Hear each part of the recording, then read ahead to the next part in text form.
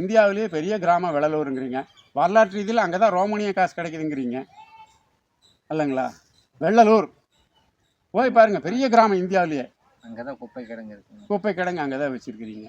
இந்த கோயம்புத்தூர் குப்பையெல்லாம் அங்கே தான் போகுது. மெட்ராஸில் போய் பாருங்கள், டெல்லியில் பெரிய தேர்தலும் போது, இந்த தடவை பாராளுமன்ற தேர்தலும் போது இந்த குப்பையை வந்து அந்த தொகுதியில் எம்பிக்கு போட்டி போடுறாங்க இல்லைங்களா? இந்த குப்பையை எப்படிங்க நீங்கள் யாருனாலும் பதில் சொல்ல முடியாது.